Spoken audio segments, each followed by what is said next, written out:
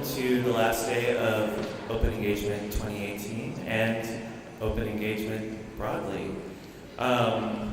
So I just want to put on your radar some things that are happening after the conference ends here. The first thing is there is a signal rededication that'll be at 6:30 at the Broadway Lafayette Street Station. I also hope that you all will consider joining us for dinner and dancing tonight. We have a hosted dinner at the Flex Factory. It'll be our closing party. It's for presenters and attendees. I will be DJing.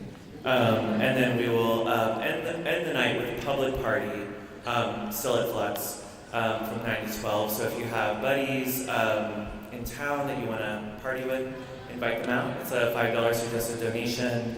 We will have a cash bar. It'll be really cool. And Party Noir, who was at Open Engagement last year. Did y'all come to the Friday party?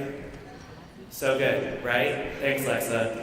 Endorsed, fully endorsed. Yeah, best party ever. Okay, so there you go. So we're gonna try to restage that tonight and have the second best party, or maybe the best party, maybe displace that one. So, okay.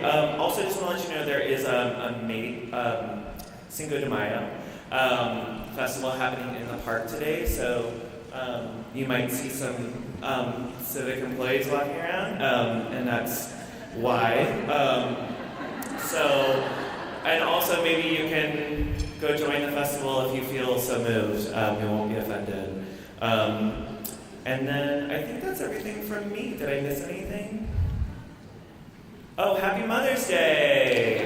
Yeah!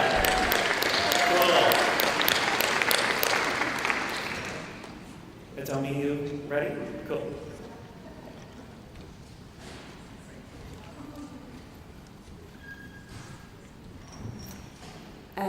Welcome everyone, and welcome to the Melting Land. Just in case you haven't noticed that you're surrounded by conspicuous looking artworks everywhere. So this is an exhibition, you're sitting in the middle of all over the place.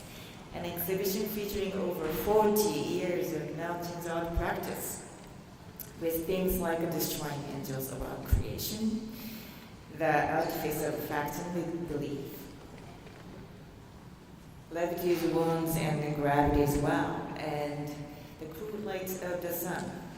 Mel will critically review some of his method of engaging with society, and also explore the conjunction of his studio works, like The Funkin' Whack from 2012 is To Your Light in this gallery right here, and which is an absolute classic artist nut job studio work, versus something called Flint Fit, situated right the other side of the end of the space. That was his most recent brainchild. A 3-city project of passion, dedication, talent, skill, brain orchestration. He presents an examination of how best effectively, not without aesthetic and intellectual excitement and pleasures, visual art can create the questions necessary in the face of environmental ruin and a social polarization. So here's a master. Please welcome Melting.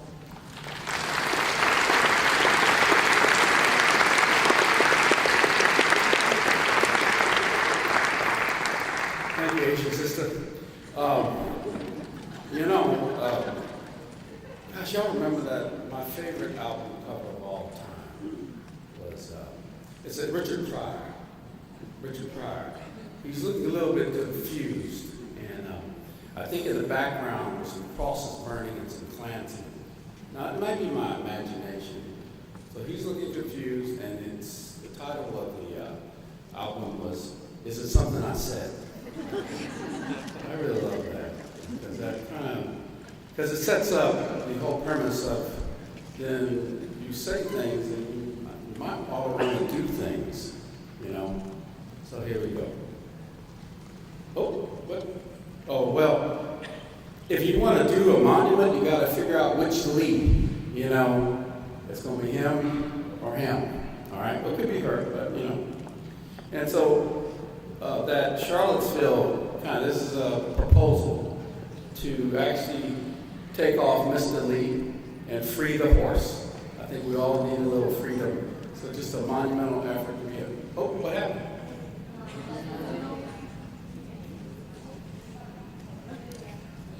You know what they say in Texas? Get away from that wheelbarrow. You don't know anything about machinery.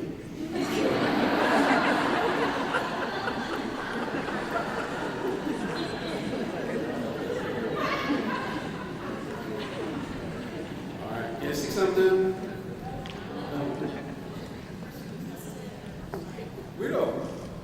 We can just walk through the galleries and talk about stuff. Really. And it doesn't have to be formalized like keynote. What is that anyway, right? Oh, there's nothing here. Well, let's look at the two leads first, so you know what I'm talking about. I think we're related. My mother was a lead, speaking of Mother's Day, so I had to put them in there, all right? Yeah, to figure out which one you want to do first, proceed, and if you see one that's not appropriate, chop them off, and but don't destroy everything. Don't be, you know, destroying Angel and kind of retrofit it. We have the skills, we have the technology. You are people, right? So let's do this. And you know, these are monuments. These are monuments. These kind of documents that occur, and they have a profound impact on all our lives sometimes, and not, because precisely for which person, you know.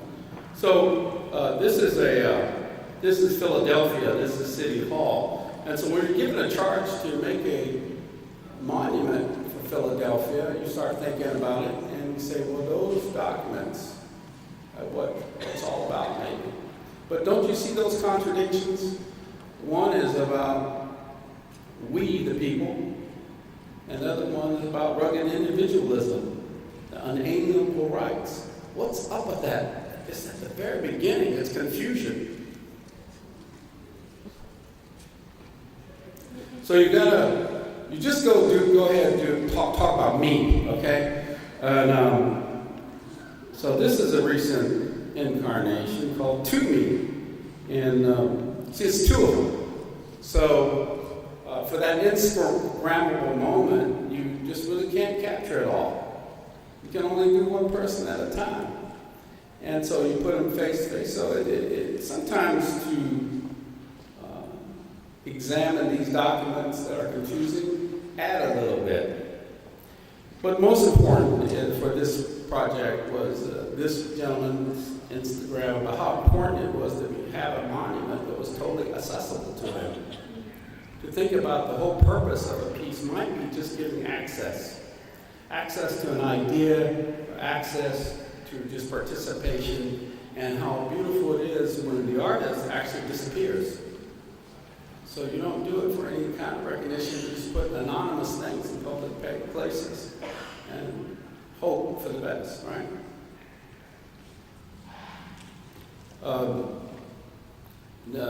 He was a cray-cray philosopher.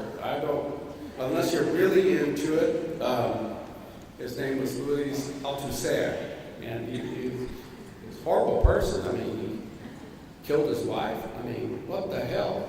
And but he was a proponent of scientific Marxism, and he said, "The true beginning is the end. We shall begin at the end." And so let's begin at the end. Begin with this piece, Flint Fit. Flint Fit. Let's talk about this a little bit, right? Flint Fit. Design a logo, right? And the first step of Flint Fit, after all these conceptions, is to go meet the citizens of Flint in this collection of people that was amassed. And get ready to be confronted. The people have no drinking water to this day coming out of their tap, right? That's potable as far as I'm concerned. You go turn on that water for 25 minutes before you take a taste. Make sure you have a filter. It's fine. You know, whatever. So when you meet with people, I think that the first step of any project is to just sometimes be confronted by things that, okay, Hillary's been here, Trump's been here, Janae Monell's been here, the movie stars have been here, everybody's been here, we still don't have any water. What the hell are you going to do? So how's that for an introduction from the people? And you're this artist, right? I'm sitting there, of course, Funder team is there, you talk about Funder and all that, but sometimes you got to deal with this. And all I said is, actually, I want to buy some empty bottles from you. Do you mind? And that's where projects begin, of trust, of saying, up to it, I'm going to bring a truck and we're going to do this thing. We're going to grab those bottles. I'll take them down to this place in North Carolina. We're going to turn it into thread, and we're going to have it designed in New York, this new fashion rainwear swimwear, and we're going to sew it up in Flint, and then we're going to try to get this to the world. There's a Unisphere. That's the world. Coolio. So you go down to North Carolina, and you get the Flint Fit process going, and you get Tracy Reese to design rainwear and swimwear, and then you go back to the New Life Sewing Center, and you ask them, do they mind sewing up this stuff? Now this is my favorite picture of that's Tamika Davis when we first discovered it. And it's a sewing center for women who have undergone horrible things like domestic violence and everything like that. And they're taught how to sew up stuff. And when I walked into this churchy place with the basketball court, I was overwhelmed with great joy. Because, the great basketball player, not LeBron, but Hakeem Olajuwon said, the game is won and lost under the board. And I looked at this basketball court, Tamika, I said, the game begins.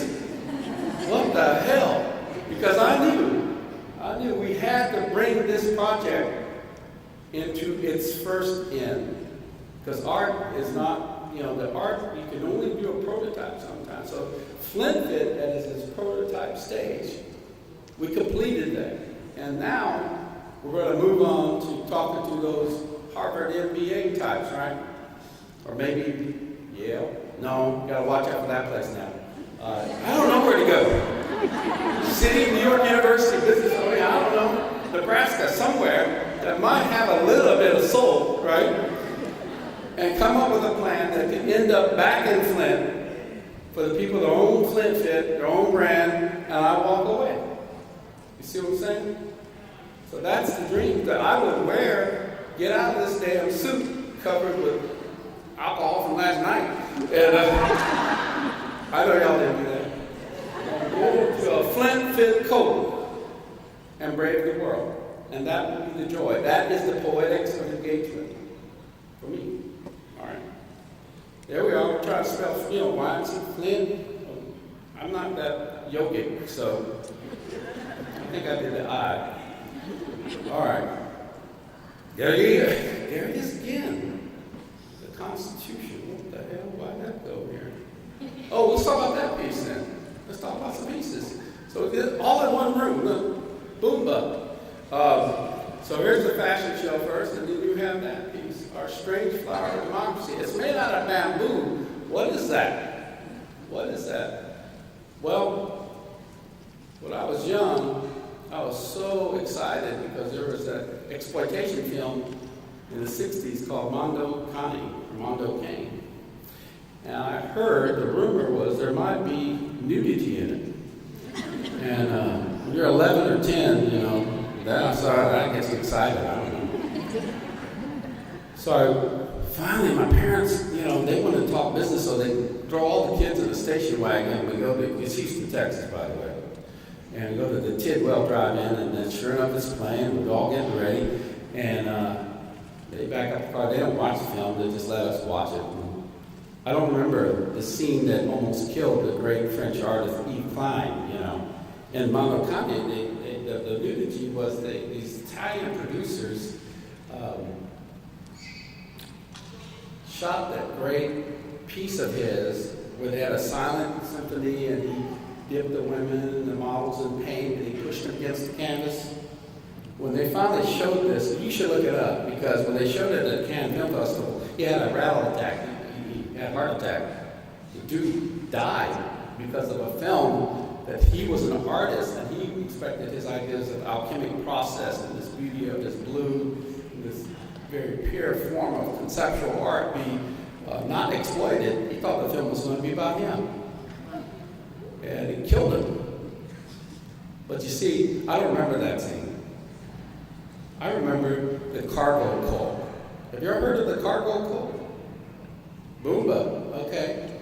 Somebody knows. Well, the cargo cult is a tiny island, the Vanuatu Islands, that's under like volcanic eruption, sea level rise, as a place in the Pacific where in older times, in World War II, planes used to land there to refuel to go on to the next level.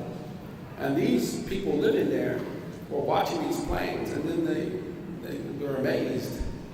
And they decided to make bamboo versions of full-scale planes and build a runway. They were inspired by some phenomenon and decided to create their version of it. And it's made fun of in the film. I didn't think it was funny. I thought there was amazing things to do. And they made the effigies of planes because their culture believes in the idea of generosity. When you're in an island culture so strangled from civilization that if you have a gift, the greatest gift that you can give is to give. That's the way of being. And so I was thinking about them when the Strange Flower of Democracy is made. And it's based not on a plane, but the Blue 82, Bomb Live Unit number 82. It is a full-scale replica of the Daisy Cutter, dropped in Vietnam extensively to cut down tropical forests, so-called the land, but later used in Afghanistan and Iraq as a PSYOPs terror weapon because of this devastating killing force and the sound and the whole idea of it. And instead of dropping leaflets about democracy in this so-called defense of democracy, what we draw are these bombs in this leaflet. First, it essentially says, if you remain, you'll be killed. If you flee, you might live. So this is the message that we as a democratic society puts upon people in this tortured land. Okay, and then we drop that. So these are, again, about the contradictions of our existence and how to make compelling, I almost think, lamentations regarding our world. Oh man, there's something else. Same room. Boom. It's Katrina, 2005, a century to that. So, now I went down, I didn't go down to make art. Number one, do not, I'm going to give you some advice. I know this is about giving advice. Do not track down disasters to make your art. That's a bad idea. Don't go run around and say, oh my goodness, that's like ambulance chasing bullshit. Do not do that.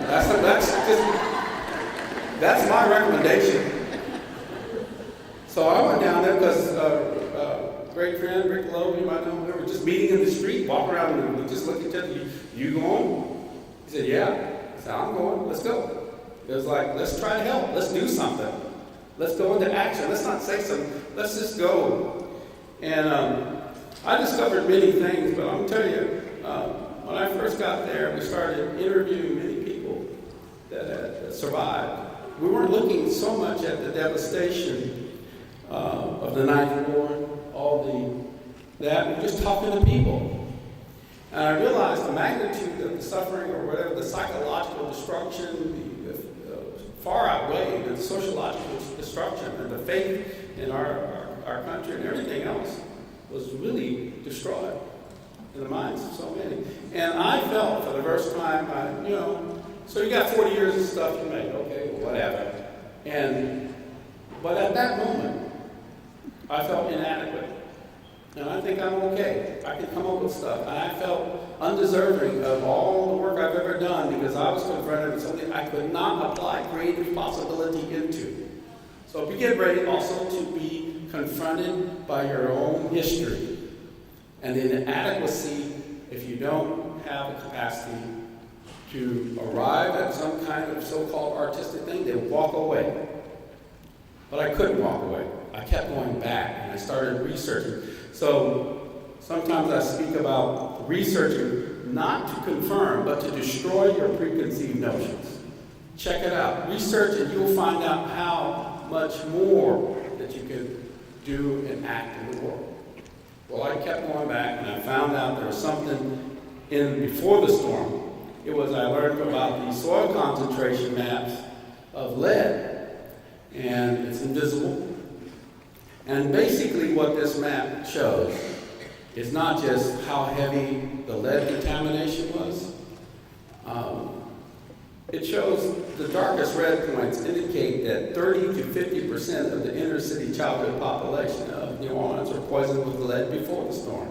That's what that says. And that's horrible. And then you ask, well, how much money, with all this talk about fixing New Orleans, how much money is going into this? And the doctor, Dr. Milky I was talking to, said he didn't think there was any. So, an idea comes within 30 seconds. Looks like everybody's concerned about the money. You like the money? Well, I guess nobody here. Okay, wrong crowd. But it might be an effective trope or idea. I said, well, we can't get 300 million at the time we're talking about, but I think we might be able to try to make it. Businessman, I mean. But we're going to draw it. But we'll do one at a time. So we found out that lead was in the blood, and so you go to this place. So why do you do a piece like this? Because, not just because it's cool art kind of space for Prospect One, it is because outside that house, the lead levels that we researched and found were like 3,000, 4,000 parts per million, 7,000 parts per million, which is the threshold of human contact of a child is 400 parts per million, it's the thousands range. And then I found that 3 kids who walked out of that formerly lived in that house that was abandoned post-Katrina were all poisoned with lead. So that's the house we got to do, the safe house. So we fixed it up. And before the big art festivities, we decided to just show off the house. You got to show off what you're doing in the community you're in, right? So this is when the kids gathered. You can tell it's not finished. I said, okay, kids, what did it look like? They said, well, it looked like a bank. And I said, what else? It looked like a vault. I said, all right, I'm going to open this door. When I open the door, so I'm going to be safe, because it's got a bunch of nails and everything. I want you to be safe. And I'm going to slowly open this door. I opened that door, and they rushed it. They all ran in, and they're screaming to the top of their lungs, "Where's the money?" And the project begins. When I said, well, it's going to be your money. You're going to get to draw this money first. That night, we had a party that was... And I said we had a lot of people involved. It was DJ Baby Boy doing hammer, hammer, hammer. There's a lot of things going down, and the idea is we wanted to celebrate the work with the community first, that it was right in their neighborhood. The 8 is great, St. Roch, North Village Street, between arts and music. And that was one of the more important events. And I learned, you always learn something. When I'm there, we're having this party, and there was, I think, Alvin, Gang of Vins, Bill Vins, so Gang of Vins get together, and Alvin says, hey man, we're watching this thing called Twerking. What was it called that? It was a sissy bounce night. And everybody, hey, check it out, check it out. I said, yeah, it's kind of impossible to ignore, really. And I said, yeah, that's coolio. And he said, I want to thank you. I want to thank you because this is probably, I'm 33, I'm from the Rock. This is the funnest night I've had. I said, well, thank you. He said, and the safest. And that struck me. He said, because the police are not busting us, they're protecting us. In this neighborhood with so much lead and everything that you can't see, the police was actually not arresting and busting into their houses. And that was profound. To understand that people live in conditions where a bit of joy or a bit of fun, you have to wait 33 years. It's ridiculous. I do work, so, I'm pretending to work maybe in that shop. But then we have the official art opening, and you go through all the stuff and the funders and all the idea of it. And, you have like Uma Thurman, she's tall, she likes direction, she's an actress, so I said, put it up high, Uma, so she did. And then you have Tatiana, who her drawing is just as important as Uma's, and you make sure one per person, right? And Rosina Wolford Ward in St. Louis, she wanted to do 2. She's the old. Have y'all done the fun? Y'all done one already, right? Everybody here? One person. Okay, great.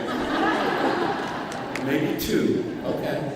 All right, I know where you're from. Just because y'all say, well, that's your kids. She's 92 and she wanted to do 2. To get that straight, the age limit's 125. I don't want to be accused. None of them social practice people do not take advantage of 125-year-old people. That's exploiting the elderly. All right. You walk careful. Hold your boundaries, right? So Rosina did one, and then Tori Tapp, you in the house? Oh yeah, okay. I thought you had a wild night. You might not have been here. Okay, in the house. Tori drove 20,000 miles, and we meet people here in Phoenix. And maybe that's pre-profiling because there's a bunch of different people in this picture. And there's like Mississippi to San Marcos, Texas. What a lake. We had no race, class prejudice here. We were cheered on by everyone. And so the idea originally was to get $300 million. But it's important to think about projects and how they evolve, and you have to roll with that evolution. The idea was that when we found out that maybe lead in soil was not the only thing, that's essentially back to the basics, it's lead in blood, we had to have another strategic. We had to go out and understand that the most important thing we could do is represent every individual that has drawn these bills and represent their value in a compelling way that it can make a difference, if you want to believe that. So eventually we end up in DC. We created the Funded Reserve. Looks like the look and feel real, right? Because we did do this. And did the reserve. Why did we go through all that trouble? And then it's like, it wasn't there for the even exchange concept. It was there to introduce the project to the other side of it, to legislators who have the power, I hate to say it, they do, to actually end the problem forever. But to use the power of an individual voice collected and amassed enough from every state to bring to them to demonstrate that there are choices.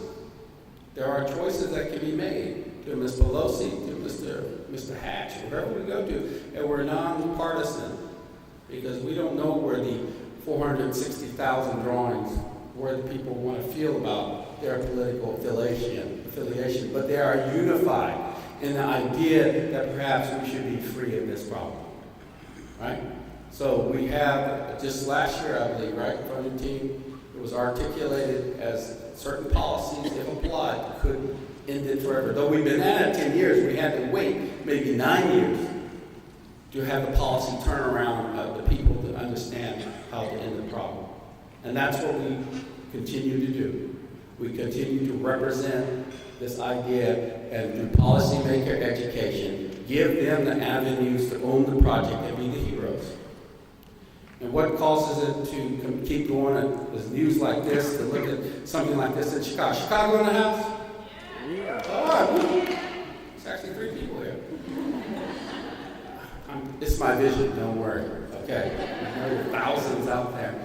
But something like this keeps you going. When you read this, and then you see this, and you understand what the gravity is. It's not just in Flint, it's not just in Chicago. And you look at a map of Chicago about the worst places in Chicago. Y'all know your town, right? Akron. And then you look at a map of childhood blood levels back in the 90s. And the hottest places for that. And you start understanding that this invisible nightmare does make a difference on the lives of so many more than you, and you have to get up no matter how broke you are, how busted, disgusted, how you can't be trusted. You got to get back up, and it propels you. It's not about inspiration. It is what you're compelled by. And that understanding that, you know something? I think the poetry of this project is dependent on getting up and continuing it and delivering it as promised. And that's what we're after. We're after. And the way you deliver it in this case is a way to educate a lawmaker to transform himself. And there's always backup numbers. So, yeah. Anyway, I think that when we talk about projects, it is about self-transformation. It's not about changing the world. Because through the efforts that at least I've been part of that are in the social, it is the internal transformation of living in a hypercritical world so that you can come to another place. I think that's important to not be dogmatic about, we're going to deliver these bills and we're going to get an even exchange and we're going to do this and stop that. No. You have to roll with the conditions that are talking to you on a daily basis. And you have to be willing to be compelled to continue. Okay, what the hell, why does this slide in here? Audio, visual people, what the hell is getting in here? No. Always blame somebody else. I'm just kidding. I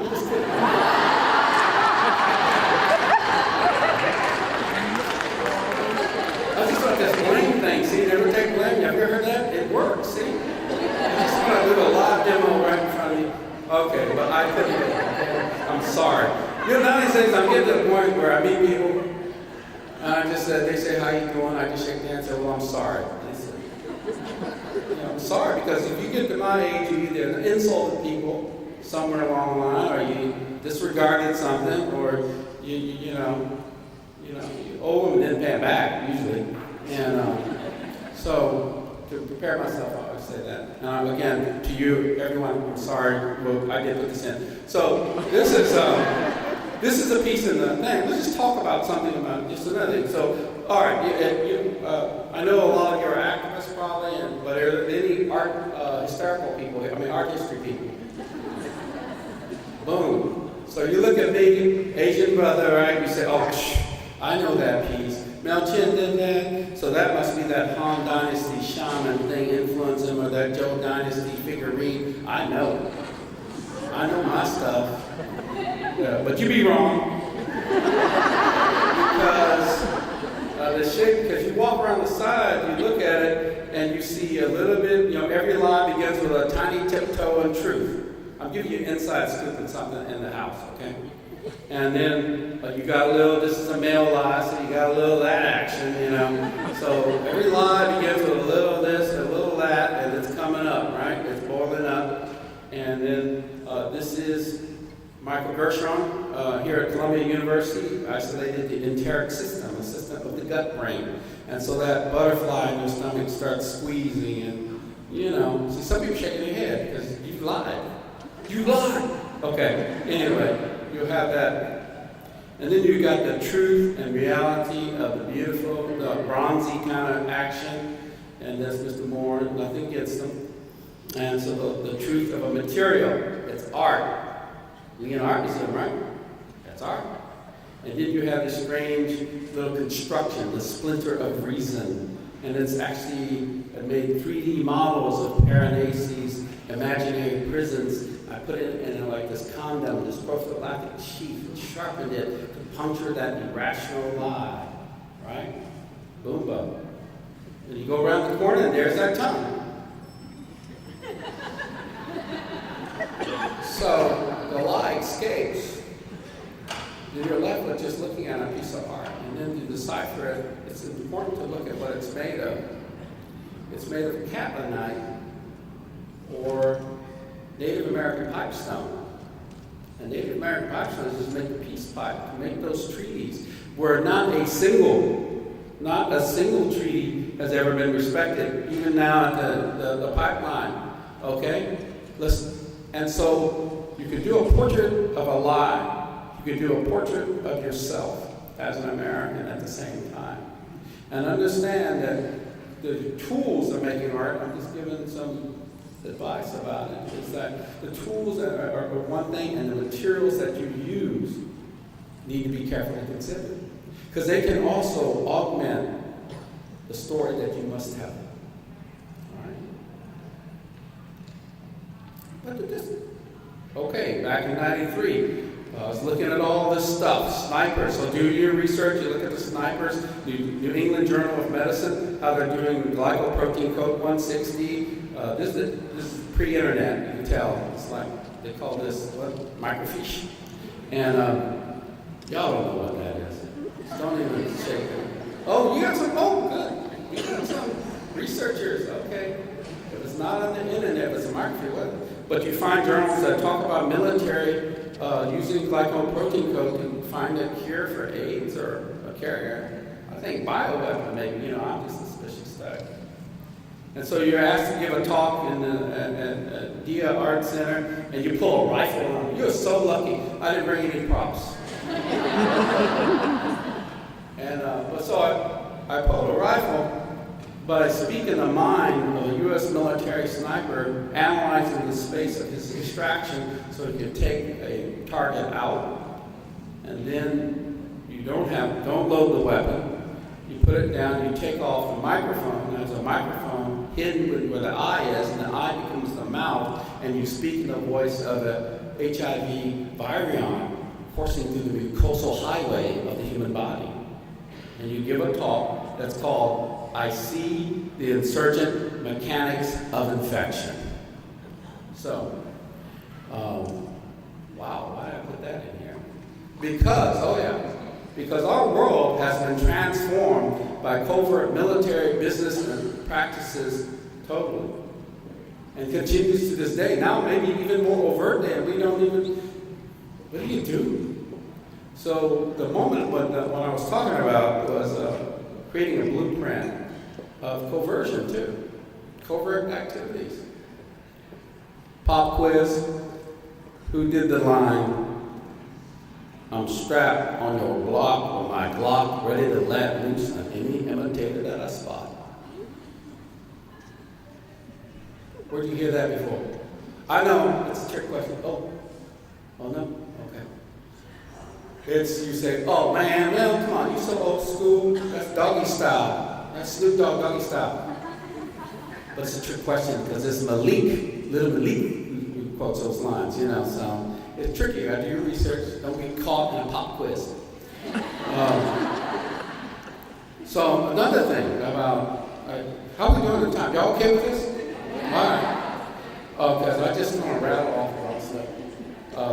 The Glock is a 9mm weapon used by military data police. Also, one of the guns that put 47 bullets into Mr. Diallo here in New York when he pulled out his wallet and he just took him out. They shot him 47 times with these weapons, right? And the Glock is constantly now one of the most ubiquitous marketed gun in America, right? So let's talk about making things and like how things, Mr. Benjamin isolated this idea of aura. Some things have so much profound aura, it's very difficult to make art out of. So in this case, I opted out. I didn't want to go there. Decided to take a machine shop, take that gun, and take out every ounce of its internal organs, operating organs, and replace it with oxycodone hydrochloride for pain, FM radio transmitter for breaking it apart. The more you disassemble it, you get access to call for help, saline injector, ACE bandage, epinephrine auto-injector for your blood pressure, and a 14-gauge angiocatheter when you have tension pneumothorax, when your lungs are filling with blood and someone needs to poke you here to make you live. It's a complete gunshot trauma kit loaded within the gun. The more you deconstruct, the more you have access to saving your life or someone else. So the idea about this is a sensitivity that the aura of some of the engagements that you may be working on They have such profound levels, impassable levels of reality. To think also about how to insert within that a covert possibility. But the thing about it, like that spy mission, you can't let people know who you are. That's so contradictory and so badass because, damn it, I just want to be known and show this thing in a museum. Sometimes you gotta just stay quiet, okay? So, sometimes you gotta be artsy craftsy, all right? And this is a mosquito brooch with yellow fever viruses on it. Sometimes you gotta be disgruntled. This is an AK-47 clip in the bottom of a postal mail bag. This is sometimes you gotta be like David Hockney, right? You gotta paint like David Hockney. Don't y'all do that? Everybody does that. But what you paint might be where Rodney King was beaten, right? And sometimes you gotta just advertise the reality. Like this is the Murrah building that was blown, the FBI headquarters, blown out like that was whiskey bottle ads back in the 90s, right? And so, and sometimes you gotta put it in Melrose Place. That was an old school show, right? And we did this for 2 years without anybody ever knowing about it, right? Until recently. Uh-oh, she talking? Oh my God. Okay. Toby, you're not quitting again. Watch me. I won't. On the top floor. Okay, that's one example. And then they talk about art in a museum. Listen, I recently signed the Museum of Contemporary Art as clients, and they invited me to see the Uncommon Sense exhibit tomorrow night. I know it's a short notice, but you do appreciate art, and I thought you'd like to join me.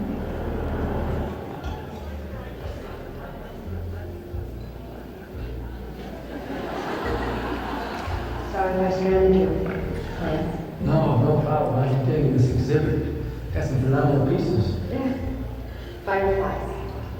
Looks like a bunch of dots to me. Don't like firefight. Lance racers, explosions. It's a bombing of Baghdad. What do you think it means? I think it's about a man's journey through war, memory.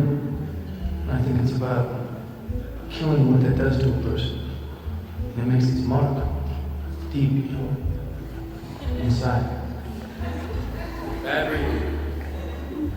River Phoenix was found in that. What is this man all about?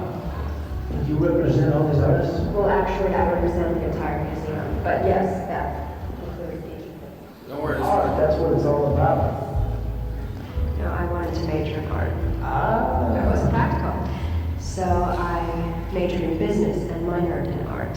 I went through this bohemian stage where I considered forgetting about money and I just wanted to travel and paint.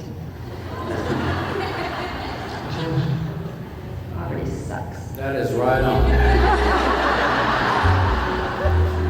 It's my style of art. I'm much more of a music guy. Why did you do it? Can I buy me a gift? Art didn't start going anywhere. We just forget about it. Ma'am, excuse me, but the publisher from Art Forms here is Okay. Oh, no, don't go to that. That crazy advertising vehicle for art. What the hell? Stay with love. Just stay with it. Maybe or sex, I don't know. But no. We lost her.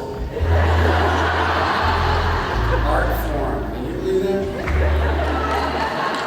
Okay, now, explication. When you do things like that, we worked 2 years on it. On this, inserting in the sets and props in our workplace. And some people would argue that, oh, that's so damn subversive. But no. If you want to collaborate with somebody, do not go in with that attitude. The attitude is not to be subversive, but to elevate its levels, to say what it cannot say. And that was the deal. you know, this scene was breaking the fourth wall. They named the exhibition. By the way, my curator at that time was a guy named Tom Finkelpearl. He actually did that Commission of Arts, City of New York. And the thing was not to, you have a project that has a massive audience at that time, you know, it's old school soap opera. And the concept was to insert within these messages and layers of messages that transcend the unidimensional framework of a soap opera that's there basically to sell you soap and ideas that probably are not good for your health. And to deepen it with layers of information or props to effectively give an opportunity or option. To me, art making is not about the end goal, but sometimes it is the option that can occur. That is the catalytic structure to profoundly create a platform for other language to occur, not just your message. It is the option. And the fact that when it was taken off, the producer who was secretly working with us appealed to the production and they put it all back in. So the thing about it is, as you critique our society, as I critique our society, also you have to be engaged enough with who you're working with to care, to have some emotional weight put into the care of their preservation of what they're doing, not to jeopardize their job, not to be the coolest person, but to think about the relationships, the ecology of the actions that you maybe engage with in. And they even did a charity auction thing, you know? And then we had a Sotheby's auction of all the work, and we sold all the work in West Hollywood to a German conceptual art collector and gave all the money to the two places that we were concerned with, Georgia, hence gay, LA, and Los Angeles, right? And two educational charities that all went. So and effectively, it was a full arc of creating work that go through the whole cycle, right? And it's a more Melrose Place. It was just recently exposed 20 years ago at the Red Bull studio. We added this swimming pool that we won't talk about because we're in another pool. Okay, sometimes you go to these conferences, and this is a Rising Waters conference, and the first thing you got to do is get into the water, right? I thought, I'm very, boom, and it is deep. That's Natalie Jeremijenko, fantastic artist. We're just taking a stroll until, I think she had to save me from drowning because I can't swim. Anyway, why are we doing that? Sometimes you have messages that must be conveyed. Sometimes it's not my message, it's a message from an Inuit who lives in the edges of human existence named Jens Danielson, where the climate has gotten so bad that he felt he had to go to COP21 to give a message to people, you know? And I was moved by that. I said, man, we got to go down to Paris and bring them there and give a message. So you make a script. I said, you know, the message should be a film. I don't know that much about film, but I might as well make one, right? So you make a script, you make a poster, and you have this idea. If you're going to do this film, he's rides sled. Let's put poodles up. You make your crew shirt, right? You make posters to recruit the poodle. Bilingual. You map out your route, and you interview the dogs individually. And there's a lot of work to do these things in the public, I'm telling you. You have to talk, you know, you okay? You okay, lady? You okay, you know, you all right? You want something exotic? You want a hot dog? Whatever, you know.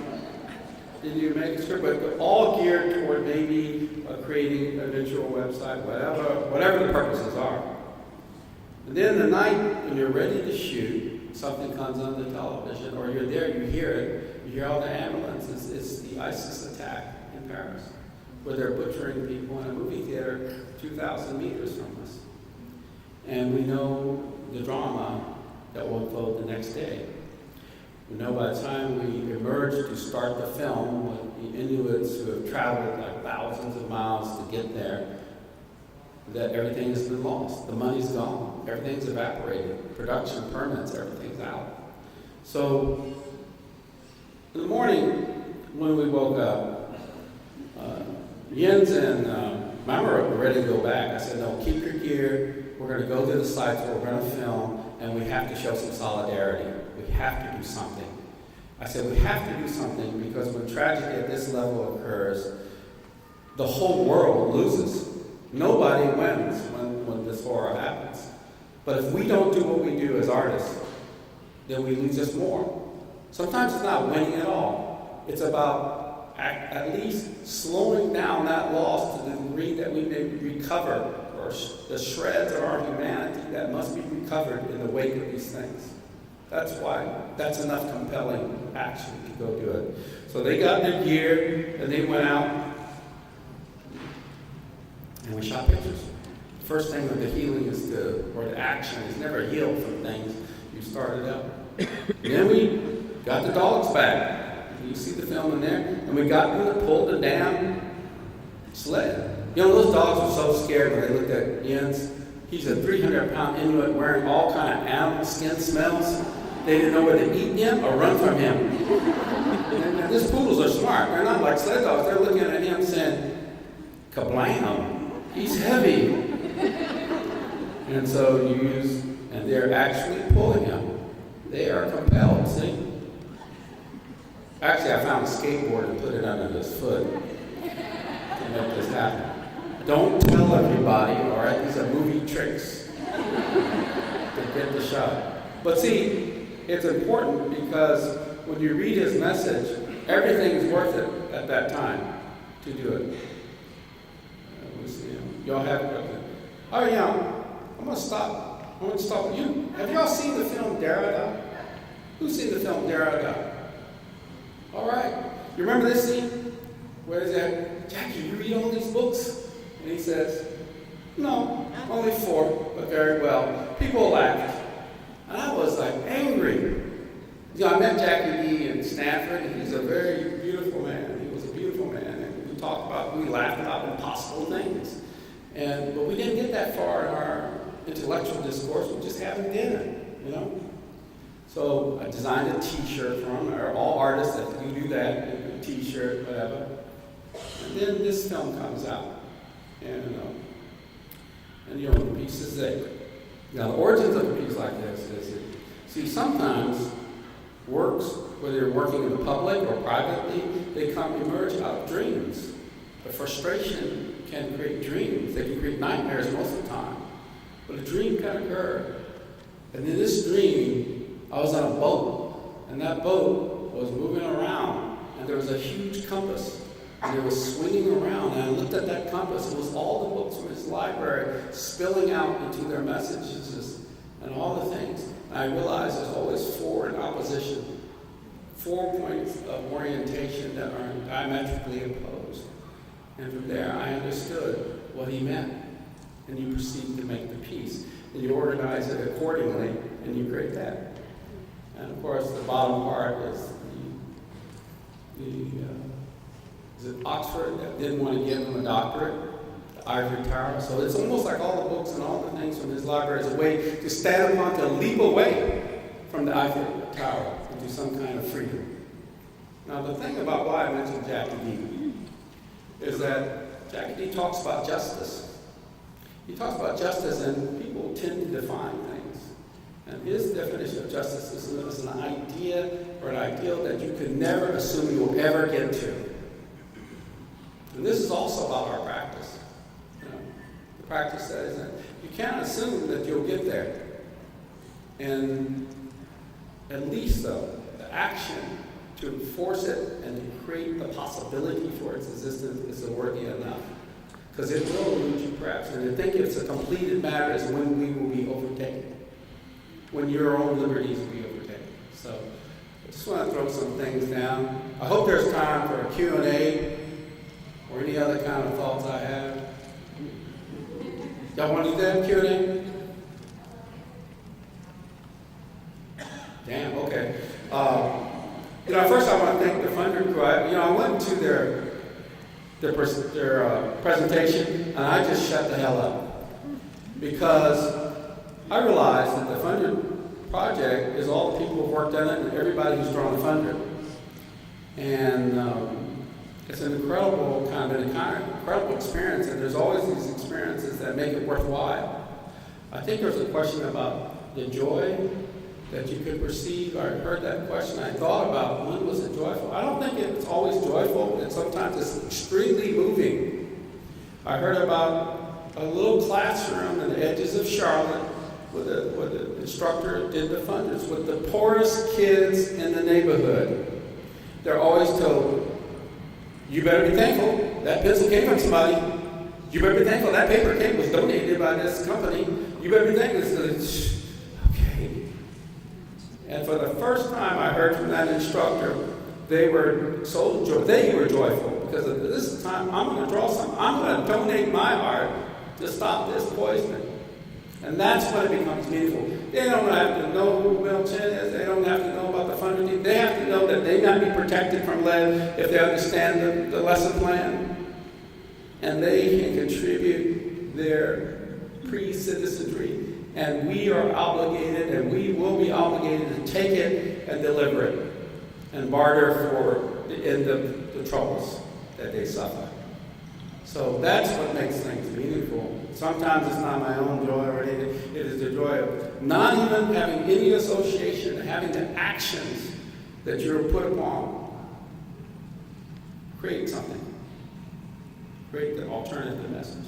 So anyway, it's Sunday. That's why I'm so preachy. I'm sorry. Let's have some Q&A.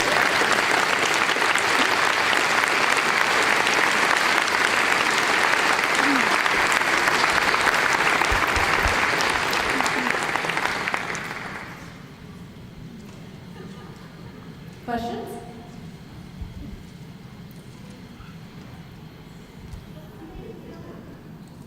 Which one? Oh, the Arctic Asparagus. It's playing in the little room over there. Arctic. What other film? That one? Proven? Oh, it's called Derrida. Right? It's Derrida. It's 2004. You can check it out. It's a great documentary. Frustrated me, but that's just my problem.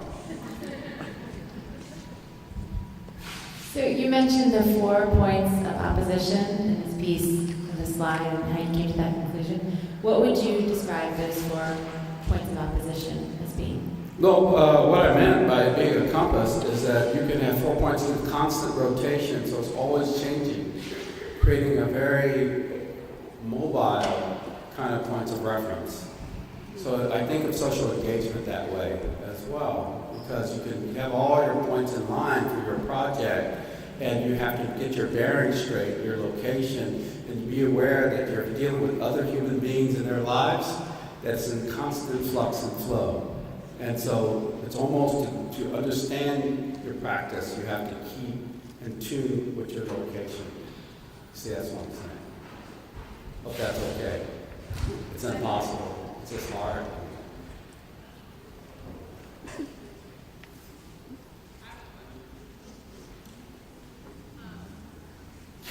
Oh, it's coming from over there. Those are hard questions. Hello. Hi, Mel. Hey. How are you? Thank you for your presentation. So throughout the span of your 40-year career plus, can you talk a little bit about the failures that have presented themselves as learning experiences through your career and the projects that you've worked on?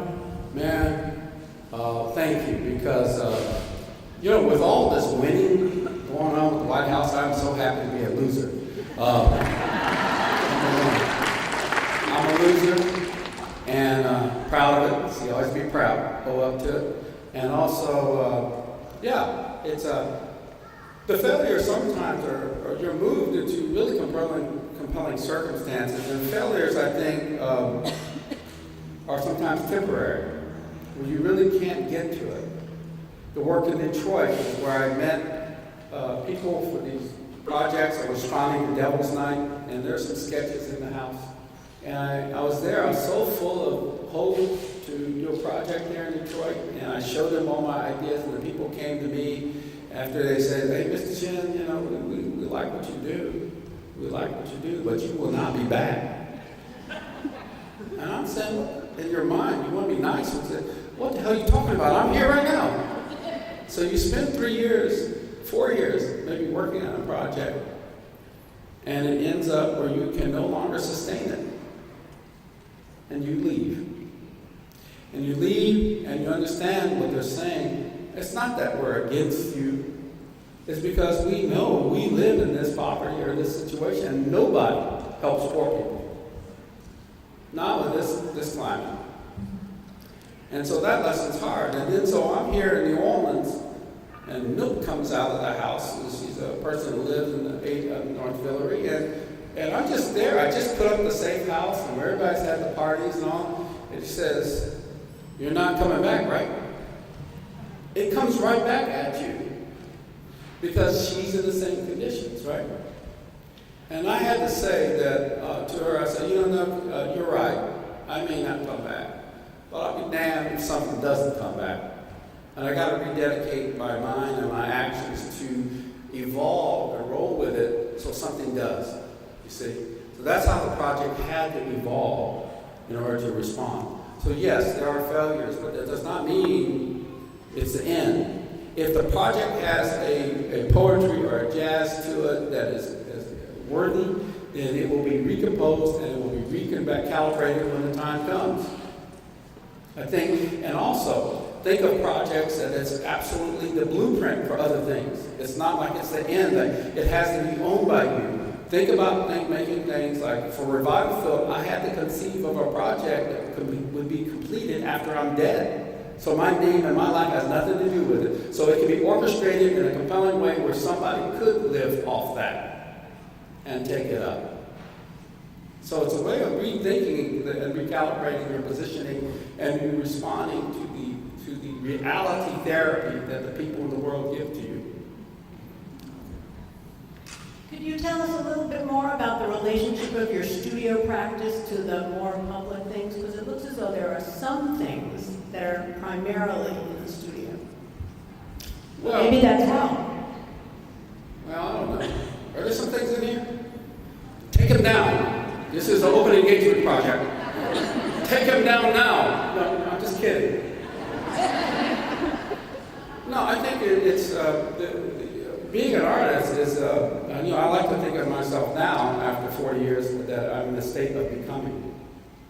I'm not engaged to the degree where I think I know what I'm doing every day, you know? And sometimes being a complete, it's a humanizing process that we're engaged in as people. And that can change and evolve. And so sometimes by the humanizing practice, when you are so beleaguered by maybe the frustrations of one project, you can retreat to the studio and reorganize your imagination, your psychology, and you make a piece like The Funkin' Wag. Or you deal with the loss of your parents or your emotional content and saying, wow, they're gone, they're dead, you know? But how do you make something dead live again? These are the questions that can go through your mind. And if you have the capacity, you know, and you can react to your own life. You might have failing eyesight and say, well, I'm going to do the hardest damn thing I can do. I'm going to cut those things, I'm going to glue them up. You see? So, yeah, making art is not something that I have a prescription or a signature or a style that I need to market, because, by the way, I'm not doing very well if there's any kind of gallerists or collectors here. By all means, you can reach me later. I'm busy talking about the other things that I don't expect any gain from, except maybe an appreciation of how my world can be made safer for me. I'm selfish, you know? Anyway, I hope that answers your question.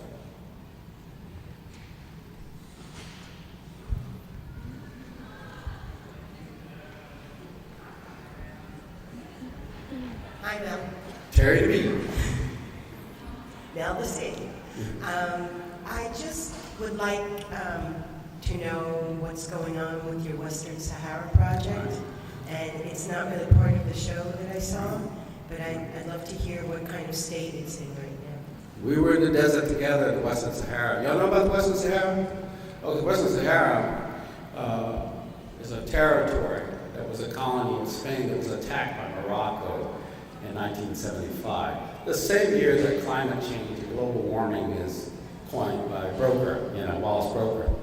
And so when you think about ecologies and I think about relationships, the relationship that happened with Western Sahara was a tragic, continuing other refugee camp in the world. So we were out there in 2011, I remember, and I with Carrie, the rest of the group. And again, you're just like, wow, we're trying to do this kind of, they got me there. Okay, they got me there because some art critic showed them slides of activist artists. You know, here's Spike Lee, here's Mel Chin and the Fundreds. They didn't know my name, but they looked like it had money with the Fundreds. Bring the guy with the money. So I got there and look, so I'm there, I don't have any money. So we started designing currency, and then it expands. And I said, I imagine that the way to invert things is we can create the Bank of the Sun. In fact, the world with no territorial, no right to, you know, what is it called? There's a law of the Palestinians, there's the Palestinian people who are going to right to self-determination, and also the Western Saharans. They have the smallest voice, because you don't hear about them often, right? So we're there, I said, well, the way to make your voice active is you can actually make real money, because you have the sun. And you can organize it in a way, we can help organize it in a way, as a project together, then we can figure something for that. Okay, so that was the big dream. I come back to the United States, I'm getting some, you know, big glass object award and this stuff, and I'm bugging everybody and all my friends, like we're at a conference, and all I can talk about, I need to be a solar engineer. I said, yeah, Mel, I want to go back to the desert. They just got, somebody just kidnapped some people, but I want to go back. I said, you crazy? You're a crazy motherfucker. You know, like, we're trying to give you awards. Shut up. I want to get back in the desert. So when you're stuck you know this story, Karen? Okay, so it's San Antonio, Texas. So we go out honky-tonkin'. And so you just kind of drink your troubles away. You know, you got the blues, we're at a bar. And it's 2 o'clock. I got all the pretty people, you know, which means they don't look like me, dancing. And I'm dancing, and then I'm thinking, I sit down and I look around thinking, damn, is anybody my age around here? And I look, this dude is tapping his toes to the beat. And he's having a beer. And I get one of my friends, I say, hey, lovely friend, why don't you ask him to dance? He just jumps up. And I'm watching this guy, and he's dancing like this. And I'm saying, that dude dances like an engineer. I walk up to him, and they're dancing. She's slinking around. I'm just standing looking at him. I said, hey man, where are you from? He said, Australia. I said, what do you do? He says, I'm an engineer. And I say, what kind of engineer? He said, solar. I don't have a terrible Australian accent. And I say, stop the damn dancing. Who the hell are you? I'm Dr. Korkish. I run the entire photovoltaic process for this University of New South Wales. I'm in charge of the entire Australian photovoltaic development. Who the hell are you? So you gotta be, you know, you gotta be macho in Texas, so, and you're, he could be like Dundee, Crocodile Dundee, I don't know. I just say, solar engineer, you ever hear of the Western Sahara? Because I just got back from there. He says, yes, my school designed something for the women's clinic at the Tindouf refugee camps in Algeria of the people of Western Sahara, where I had just left. I said, okay. So since then, we've come up with possible ideas for a solar engineering plant to be located in the Sahara. We're looking at aquifers and all the things that happen. Since then, we have met with the Algerian embassy. That's a whole other story, it's too long, we'll get into it. When we get later tonight, I'll tell you that. This is good. I was in ER and all this crap. And I go to the Algerian embassy where we begin to discuss the actual, will they accept a currency or a project or something that grows out of the Western Sahara in the occupied territories, in their free territories, and exchange it for monetary kind of relationships. And we forged an agreement there to begin that. Now, since then, what has happened, there's been some change in leadership of the embassy people, and so it's just, I'm done with this, and I gotta go back with you to the Western Sahara, and let's talk part 2. So again, that's a project that has to be put in hold, because we've got a couple of things that got to finish here in Europe, but that's what's happening. So it's not dead, it's not gone. And the idea of the Bank of the Sun evolved with the Algerian embassy. That it's not that you just make a lot of solar power and sell it. It actually would make solar power enough to extract the tiniest bits of water in the aquifer to start their first green planting project, because the one they desire more than money is grown food. Everything is imported. So the possibility of the Bank of the Sun would be a green bank that creates product in the desert that can be grown, like their first tomato that's not imported or whatever, and they can cook that and they can sell it to the camps themselves in Algeria to create an exchange and flow of capital that then can be recognized. Now, why is all that complex and all that? The idea is that the model of how you can approach solar energy and be a sustaining process can be the model for us here in the Western world that's so afraid to do that. Okay? So to find people with no country, no money, refugee camp status, to create something that is politically and economically powerful to sustain themselves can be the model of our actions in the future. That's how we're doing it. That's what we're trying to do. Okay? Boom, boom.